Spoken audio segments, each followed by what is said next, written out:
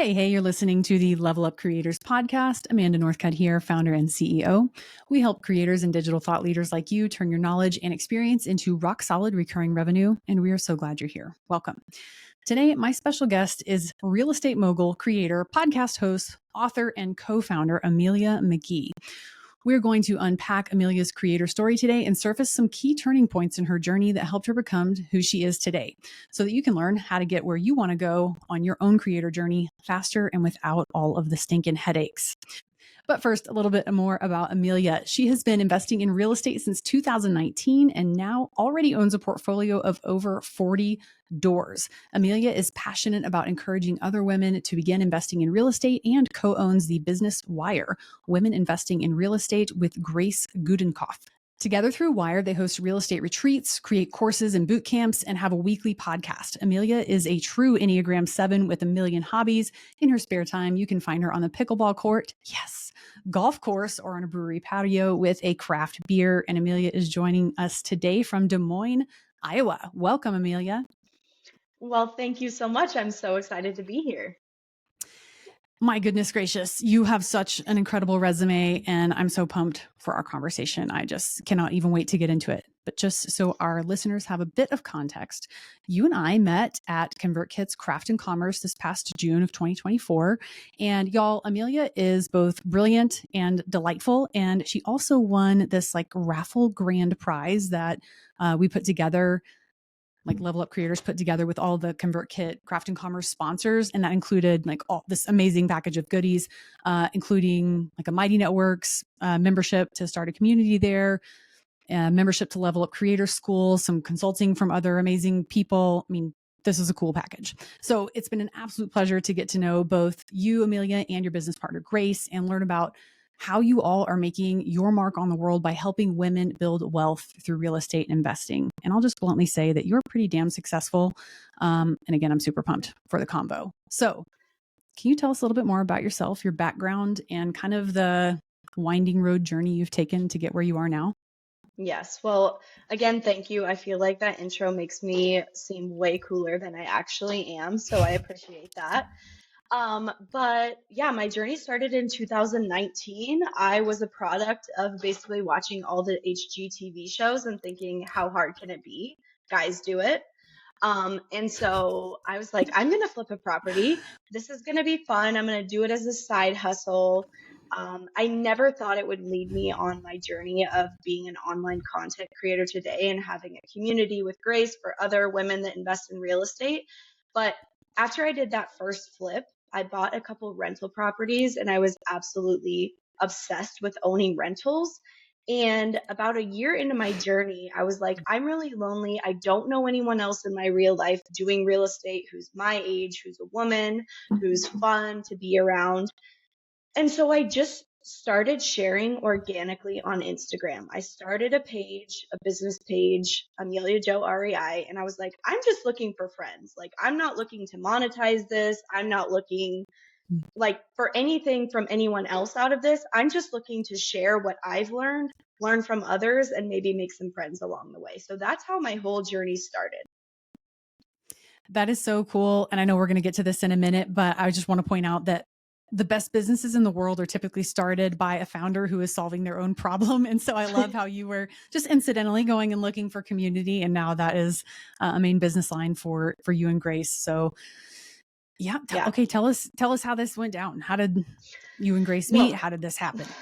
It went exactly like that. Selfishly, Grace and I created the Wire community because we felt like there wasn't a community out there for women like us.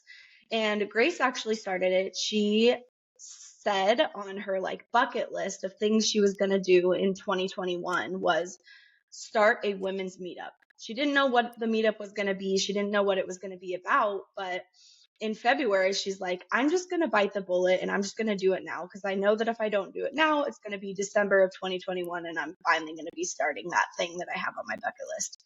So we met through Instagram. She actually slid into my DMs. Grace is also from Iowa. She lives about 2 hours away from me. And she was like, hey, I can't believe there's another cool girl in Iowa investing in real estate. We need to be friends. And from there, we were fast friends. She asked me to be the speaker on our very first online meetup. And unbeknownst to me at the time, she was like, I really just wanted to get you on and pick your brain. And like, if 5 other people showed up, I was like going to be ecstatic.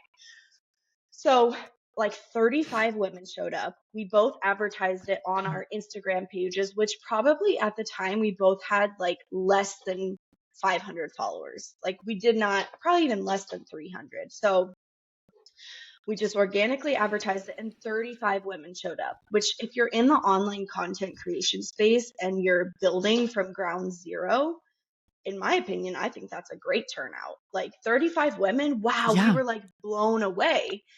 And after that meetup, we were like so energized, like so inspired. And like the next day, Grace texted me and she was like, that was so great. We should make this a monthly thing. We should bring on guest speakers every month and run this like free meetup every month online. And so that's what we did. We started bringing online speakers on because we wanted that knowledge for ourselves and we wanted that community for ourselves. We opened it up to the public.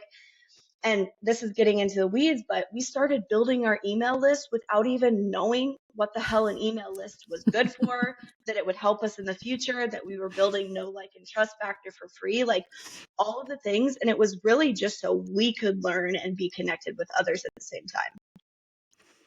Oh, that's so cool. And what an awesome altruistic approach. And I'm sure that came through from that very first meetup to every single one of those 35 women. There's no better way to build a business than kind of on accident like that. Like, Yeah. so Oh, neat. yeah. Totally. Okay. Back in, and you're in your early 30s, right? Yes. Okay. So you are I guess, younger millennial. I don't know. I'm on the tail end. I'm an elder millennial. So how do you classify yourself?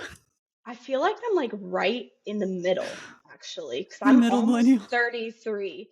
I'm a Okay. middle millennial. I feel like 27, 28 is like young, and Mm. like 40s is like a higher end. So like I'm right in the middle. Cool. Okay. Back in 2019, so we're recording this at the end of September in 2024. So you were in your late 20s at that time. How did you get the money for your first flip? Tell us the story of how that went down. That's such a good question, and I like to be very open here. I started investing in small town Iowa, in my hometown, which is 5,000 people. So the prices Mhm. here are going to seem crazy if you're listening from California or New York or wherever. But I purchased my first flip for $30,000. And Oh. I know it's crazy, right? And I had been working on my parents because my parents are very handy. My mom likes to say that we've never lived in a move-in ready house. Like they're very hands-on. My mom's very Mm. artistic. And so they came with like 20,000 and I came with 10,000. And it took me 2 years to convince them to flip a property with me. I was actually looking through my emails the other day and I had emails from like 2016 and 17 that I would send them, like analyzing all these properties. Nice. Um, but we finally got convinced to do it. We bought it cash, 20 and 10. And Mm-hmm. then we had $30,000 in expenses that we took out a line of credit on, a personal line of credit at a bank. Mm-hmm. And so we were all in at $60,000 and we sold the property for 120. So before taxes are important here.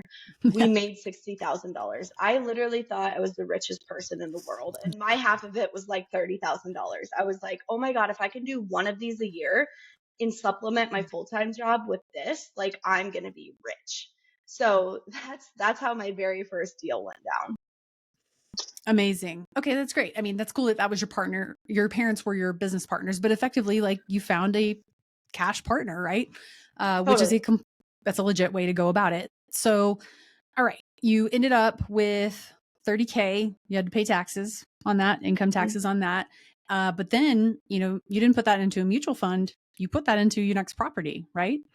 Mm-hmm. Yeah. So So how did you stretch that, whatever's left over, 22K or whatever? yeah. So what I did was in the real estate world, it's called a BRRRR. And this is a really fascinating strategy. If you're looking to get into real estate investing, this is really powerful. It's a BRRRR: buy, rehab, rent, refinance, repeat. So basically what you do is you buy a fixer upper property, you fix it up, You take it to a bank, you say, I want to refinance this loan. You refinance it, you pull out all your initial capital, and then you keep it as a rental. So then you can recycle that money into a different property and you can do the process again.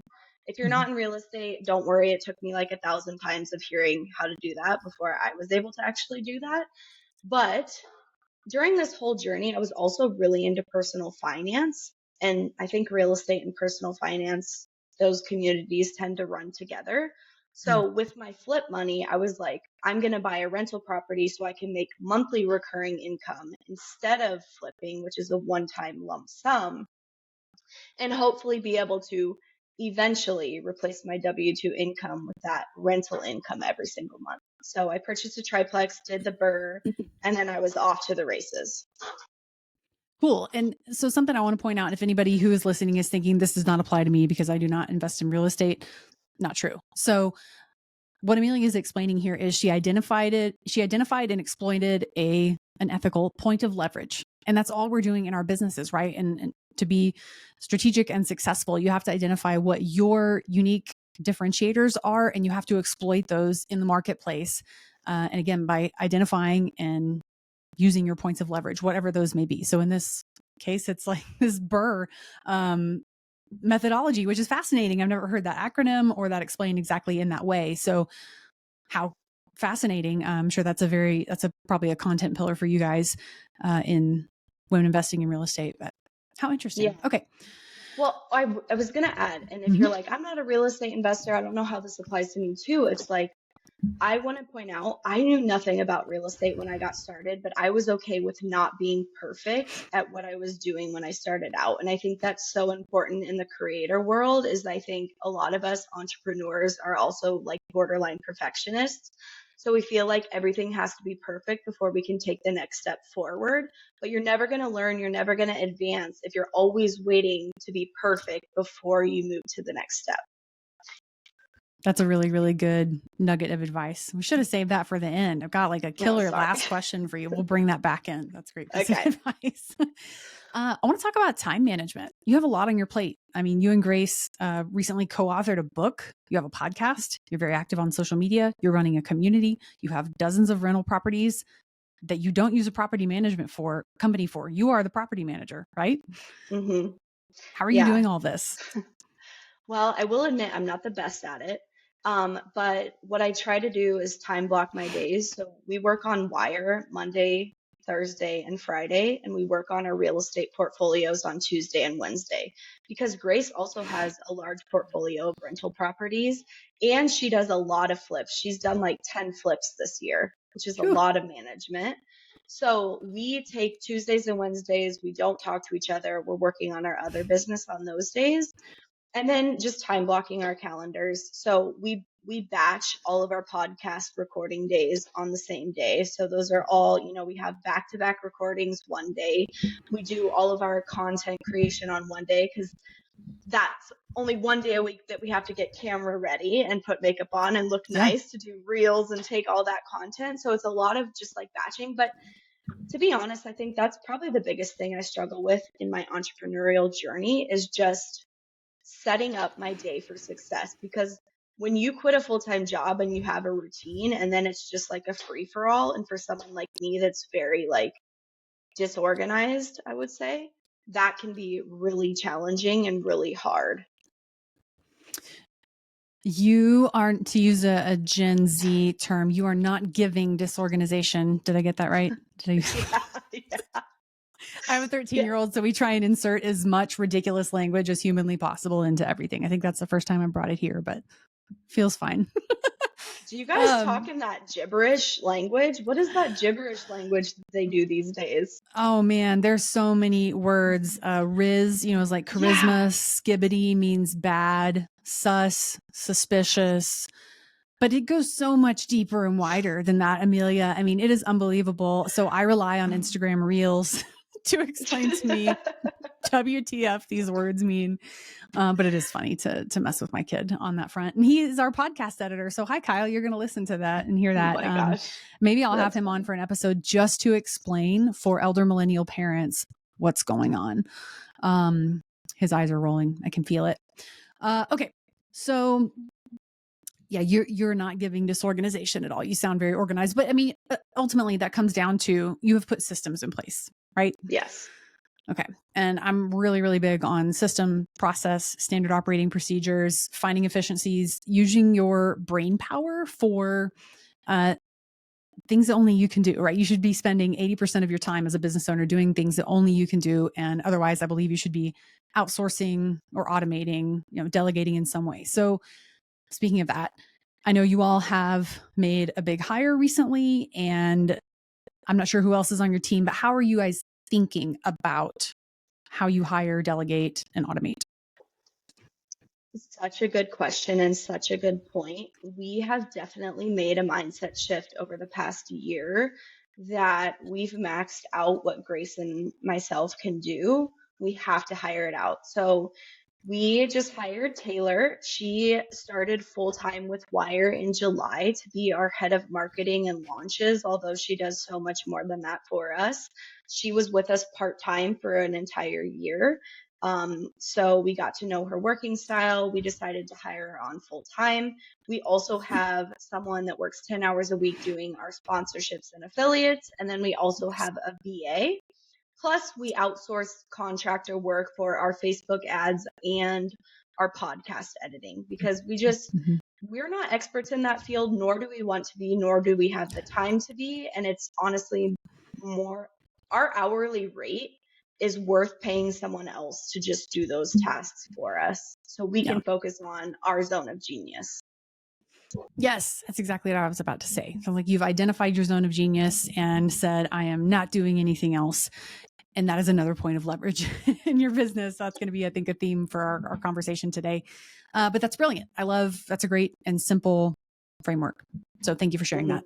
I know that's identifying who that first hire should be is typically a huge pain point for creators, and it's a big investment. Often, at the beginning, I don't know, you tell me, I guess, if you felt this way, but a lot of people feel like if they're the founder, the business is their baby. No one can do this as well as I can. Therefore, I have to do everything. Did y'all ever have that? 100%. Totally, absolutely.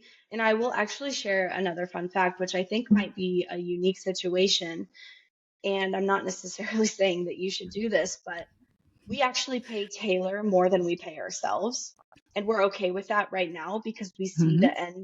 we see the end goal and we know that we'll get there. And we have outside income through real estate. But we were just like, our time is so maxed out, we actually can't expand and we wouldn't be able to pay ourselves anymore without making this hire and taking a cut right off the bat. Mm-hmm. I love that. And that's completely fine because as the business owner, I mean, equity is your ultimate point of leverage. It's the ultimate play for building generational wealth, and whatever your financial goals are. And so there is absolutely, positively nothing wrong with that. Mhm. It's a good approach. As long as Yeah, you're, at a level, obviously you have another business. And so that is somewhat a unique situation, kind of like you said, but yeah, there's right. nothing wrong with that. That's cool. Yeah. And okay, this question is a little bit more vulnerable, but the point of this podcast is to help folks get where they want to go faster and with fewer headaches. That's like the goal of both of our communities, right? Like that's why you're in Level Up Creator School. That's why people come to Wire. So we want to help folks skip the line. So can you share some experiences that, in the past couple of years you've had? I'm sure not everything has gone super, super smoothly. You basically started your business during COVID, interest rates, housing prices skyrocketed, at least on a macroeconomic scale. So I'm not sure how that went down in Iowa, but um, what are things that you perceived as failures at the time when they happened, but actually have turned into, valuable lessons and wisdom that you've been able to carry forward into better decision making now? Ooh, that's a tough one because as an Enneagram 7, it's hard for me to think. I'm always looking for the next best thing, right? Like I'm rarely reflecting on the past, which is not a great trait, right? But for me, it's just, you know, I've been investing for 5 years now. I've sold some properties that were great. I've sold some properties that weren't great. I've purchased some properties that weren't great. Mm. I've purchased properties on terms that weren't great. But specifically for real estate investing, I always have to remind myself that real estate investing is a long game. It's not a get rich quick scheme. One bad decision isn't going to ruin your whole life. I mean, in most cases, I won't say that that hasn't happened, but your goal with real estate investing, like with equity in a business, is to own it for a long time so that you get appreciation, you build that equity in the property. There's ups and downs, but overall, it's moving upwards. It's an upwards trend. So for me, it's just always reminding myself, yeah, you made some not great decisions, but you took action on those properties. I think that's huge. It's like so many people are so scared of making a bad decision, they just never make any decision. And I hear this a lot because everyone thinks real estate investing is so cool. Everybody wants to be an investor, right? And so many people say, "Oh, I want to get into real estate. I want to get into real estate." And it's the same song 5 years later, and they've still never done anything because they're too scared to take action. They're too scared to make the wrong decision.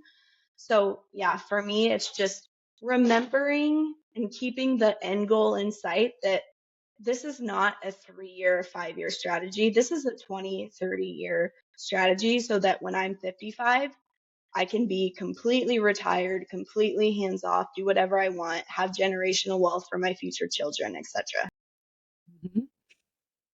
I love that. And I love this, your POV on taking action. I mean, that is so big for overcoming imposter syndrome and lacking confidence. It's like increasing your competence, which can be through trial and error. But increasing your competence and taking action will overcome any imposter syndrome that anyone I've ever met has. Like, that's kind of the framework that we teach. And I don't know if you're aware of this, there's like research, real business research that exists that leaders who are decisive, even if they make the wrong decision, obviously they need to make more right than wrong decisions over time, but leaders who are more decisive are more successful overall. Like, their organizations are more successful because there's a plan, there's clarity on the plan, everybody is rowing in the same direction. And so there's a lot of validity to thinking that way. So that's a great, and again, valid philosophy. That's actually really good to hear because Grace and I are both very much fast decision makers. Mm-hmm. And we did bring in Taylor, who's our head of marketing, who is a good balance because she does cause us to slow down and think things through a little bit more than we generally would. Although we still are, I think, just in the startup world in general, to be successful, you have to be fast at making decisions because things are moving so quickly. I guess that makes sense that successful people are the type of people that can make decisions quickly. Yeah. And we tend to just internally perceive people like that as leaders. Like, oh, they sound very confident, I'm going to follow them. So that, Hmm. I'm sure, is a factor in it as well. But that's great to have Taylor, and Taylor's wonderful from my, couple of experiences with her. That's great to have kind of that counterweight in your business to make sure that you're looking at quantitative data and reflecting on experiences and things Yeah. like that to carry forward learnings, which is, marketing is all about rapid experimentation and Hmm. reflection on results and taking those learnings forwards. And so that's great to have someone like that on your team. That's super.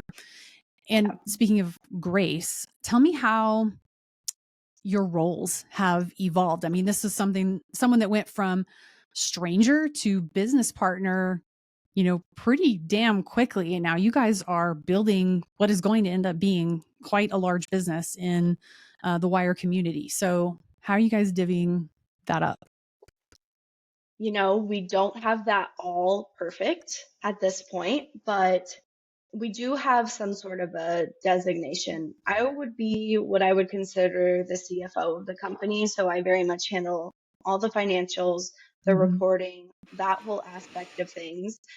I also do all of our emails and all of our ConvertKit stuff, all of that. And then Grace is on more of the content creation side. She's in charge of our social media team. She's in charge of our affiliates and sponsorships. We do work in tandem on a lot of these things. It's not like all or nothing. But as we continue to grow, I think our roles will get more defined. It's just like, I think as creators in a partnership, you're so focused on growing, growing, growing. What's the next thing? What's the next thing? it's really hard, at least for us, to sit down and be like, okay, we're not going to launch anything. We're not going to do anything new. Instead, for this month, we're going to sit down and we're going to do all the boring stuff, which is we're going to talk about roles. We're going to talk like, like that's Yeah. not as fun for us. I know it's super Mm-hmm. important, but it's just like we've been growing so rapidly the past 3 years that is like, it's not a priority. It's one of those things that's always on like the bottom of your to-do list. Mm-hmm. Yeah. So you familiar with the Eisenhower matrix, like how you decide what's urgent versus important? No, but I want to hear about it. Yeah. I mean, it's a 4-quadrant matrix, and it's like you've got urgency on one, oh my gosh, the horizontal axis is urgency, Yeah. and then the importance is on the vertical axis. And so things are either unimportant and unurgent, or important but not urgent, or urgent but not important. And things typically only get done in the upper right, which is urgent and important. And this is an interesting sort of like business ops, like operations situation. And you guys will continue to feel pain if you don't shore up your operational systems, until that becomes both urgent and important, at which time you'll do that. And we have lots of advice for that. But one thing that comes to mind actually for you guys, this is something we can carry over into a conversation in creator school, but for the benefit of our listeners here, we have something in Level Up Creators, like in our internal organization, called an area of responsibilities chart, an AOR chart. And it is a very, very, very simple, like 3-column chart. And maybe it's even 3 columns. And so it's like we have every area of the business covered on this chart. So all major buckets of activities are in column A, and then the DRI, directly responsible individual, is in column B, and then the backup person is in column C. And so we have this AOR chart with DRIs, directly responsible individuals, and then we use the OKR framework, so objectives and key results, and everyone has an objective and key results that pertain to whatever they are the DRI for on the AOR chart. And so this is the most like silly bunch of business acronyms possible. And these also reflect back to this major metrics dashboard with KPIs, key performance indicators. And it's all enmeshed in a very, very logical linear flow. And that kind of chart and system creates extraordinary clarity throughout the organization. It's actually really, really simple. The acronyms are stupid. It's all business jargon, but it does bring the point across very clearly who is responsible for what. So I don't know. Does that sound like something you guys would overlay at some point? Yeah, I'm like, oh, okay, we're gonna do that. I think we have like a piece of crap one that's like on a Google Doc somewhere that's like so just so out of date. Sounds like the book Traction, honestly, just in like a more simplified form. Yeah, and Traction is the entrepreneurial. What is it? Oh my gosh! Entrepreneurial Operating System, EOS. Yes, EOS. Yeah, and that is a great operating system. Very simple with the like rocks and stuff like that. Yep. Yeah, that's a good starting point for a lot of people, and that has informed part of our methodology. But I really do like that AOR chart, and that also helps when you bring someone new onto the organization. It's like, oh, if I have an issue with this thing, I go to this person. So it helps on all fronts, I promise. But it's not very fun to put together. It's really not. Yeah. No, that's definitely Q1 of next year, where we don't have any active launches planned. So I think we'll be focusing on that in Q1. There you go. Work on your own business. Love that. Well, tell me about all the products and services that you and Grace offer to this point, and again, how you made decisions on those launches. Like what made you create the community? You have a retreat programs. Tell us all about it. Well, again, selfishly, the retreats were started because we wanted to have we wanted to go to a retreat. There weren't any retreats specifically for women who invest in real estate, at least that we could find and related to.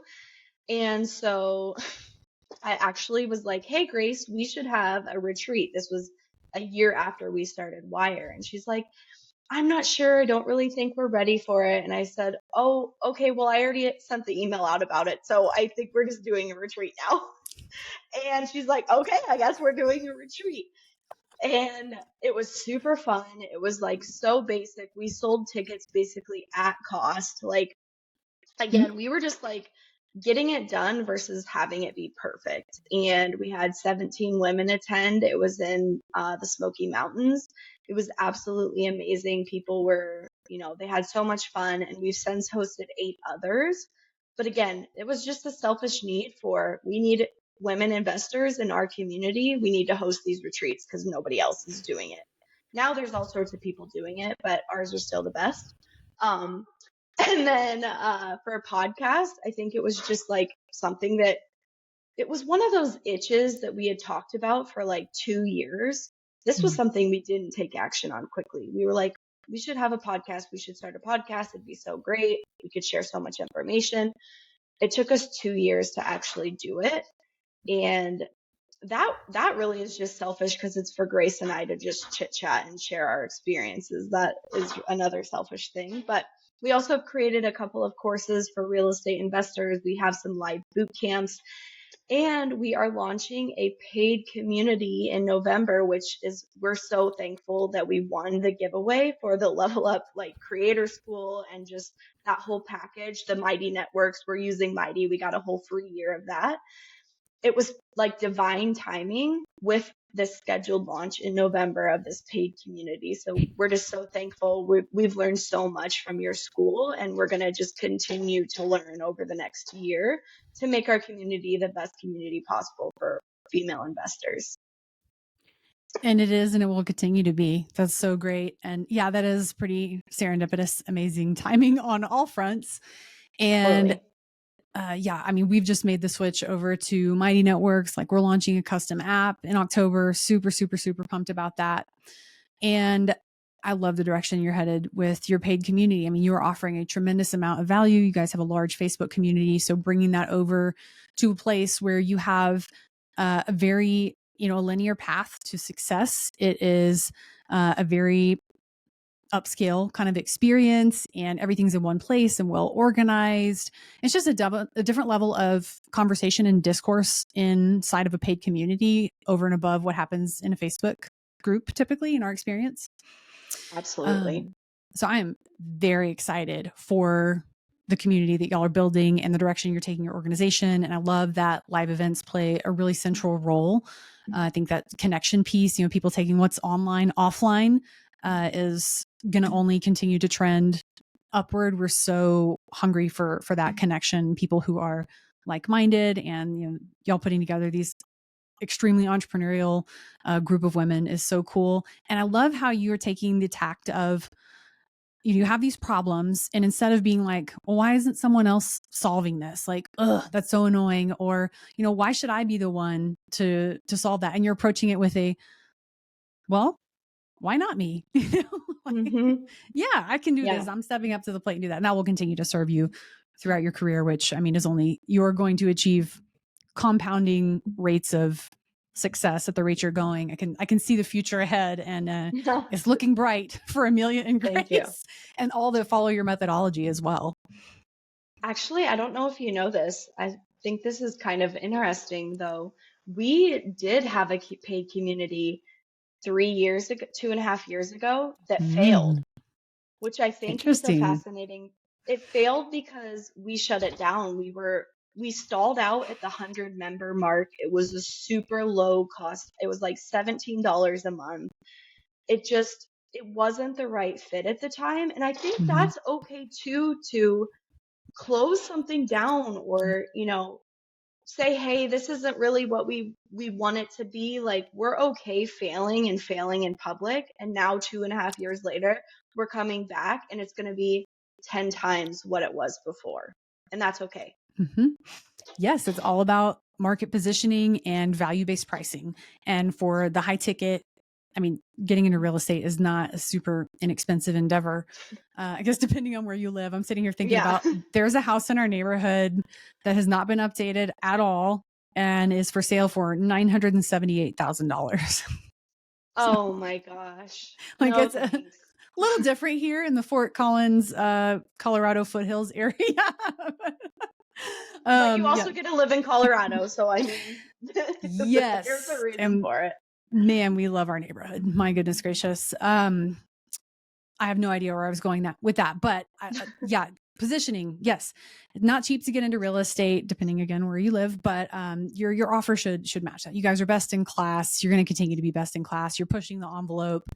You're helping people move forward to a clear end. There's such a clear from to transformation with your offering that the case to be made for your value based price is going to be very strong and easy to make, and that's going to be a very high end valuable community. So fully support that. I'm really excited about digging into kind of that member success path for you guys and the content that you include. And yeah, I mean, you can't make $1,700 a month on a community. So 17 times 100, right? And put together a killer community. Like it's just the mathematics did not work out in that equation. So when you can, people pay attention to what they pay for also. And so a $17 a month thing, it's like, I spend more than that on my lunch. And so, Right. It's like, do I really want to do that homework? Or do I really want to show up? Nah. But if it's a couple $100 a month, it's like, I'm going to pay a little bit more attention to that, or a couple $1,000 a month, whatever the case may be. So I love the approach, and I'm super pumped for that to roll out. Okay.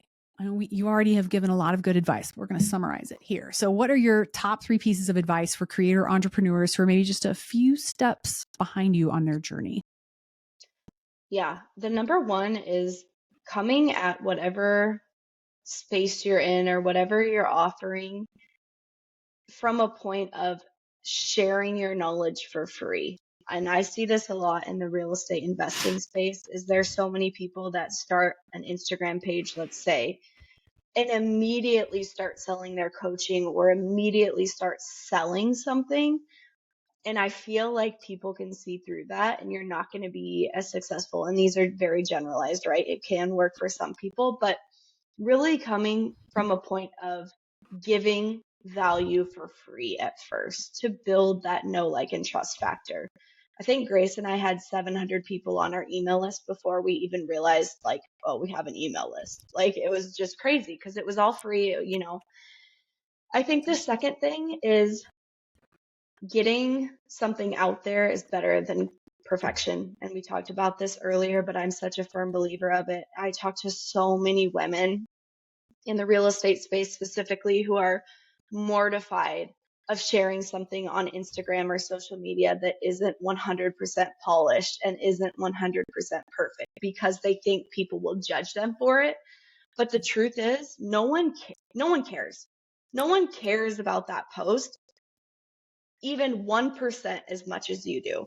You are the only one that's sitting and thinking about that post. People are going to see it for 5 seconds, and yeah, it can provide a lot of value and whatever, but like no one actually cares.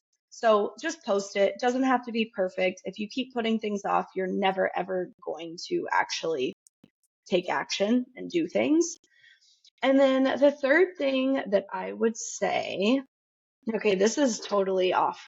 This is off, but one thing we've recently learned in Wire that we've really started is you have to pay to play. And I know this is way out of left field and this is totally crazy, but if you are wanting to get to where we're at, which is, not huge, but we're getting somewhere, we wish we would have started paying for Facebook and Instagram ads so much sooner to grow our email list. And I know that's kind of crazy, but hey, we're talking content creators here. The email list is your gold, right? So even if it's $200 a month, you have to have some sort of a free funnel onto your email list, and you're likely going to have to pay to show up on people's feeds. It's just the name of the game these days in 2024. Yes, that's great advice. Figure out your funnel, invest in your email list, because you're right. That is a gold mine for creators. And that's your, most likely to purchase people. And yeah, everything has moved to pay to play. So it's kind of like a suck it up and get to testing different lead magnets, right? Yeah, well, it's not, I wouldn't say necessarily if you're a brand new creator and whatever. I'm talking about the creators who've been at this for maybe a year and a half and are like looking to take it to the next level. Mm-hmm. It's like we just had a retreat, and we had an advanced retreat for women investors, and half of the women there have coaching programs and all these they're online business coaches too. And, one of the women she probably has 50,000 followers on her Instagram, and she has 2,000 people on her email list because she's never prioritized getting people onto the email list. So we had such a great hot seat and mastermind around Nice. how they need to grow their email list. But it's just like, it actually surprises me. There's still creators out there who, they don't realize like that's where you should be focusing your time, not on gaining more followers. It's getting them onto your email list. Yes, because we are all subject to the whims of Zuckerberg and Elon Musk and others on social media platforms. So, yeah, go from renting your audience to owning your audience through permission-based marketing. Get their first name, get their email address, and speak to them. Demonstrate that you understand their problems, that you have legitimate solutions to those problems. And Yep. that's kind of just how, that's a very business in a box, like very, very simple, right? It's just providing solutions to a unique subset of the population that's got a very specific problem. That's kind of it. That's it. Yeah. Thank you again for joining me today. Amelia, do you have a quick parting shot, and where can listeners find you online? Yeah, I would just say get out there. Don't be afraid to get started. Like I said, it's so much better to get started than be perfect. And yes, you can find me on Instagram. That's where I'm most active. It's Amelia Jo REI, and our Wire page is wire with 2 I's .community. And our website is Women Invest in Real Estate. So if you're interested in investing in real estate and you are a lady, we would love to have you. Yes, I will second that. This is the only place you need to go if that's you. And we will, of course, link all of that up in the show notes and are happy to drop a free asset in there as well if anyone wants to jump on your email list and learn a little bit more. And time is precious. Thank you so much for sharing yours with us. We help creators like you at levelupcreatorschool.com, where our team becomes your full stack team of advisors and also includes no fluff creator courses, a vibrant creator community, and more, all on a subscription basis, coming out with me and Amelia. And we'll see you there. See you next time on the Level Up Creators Podcast.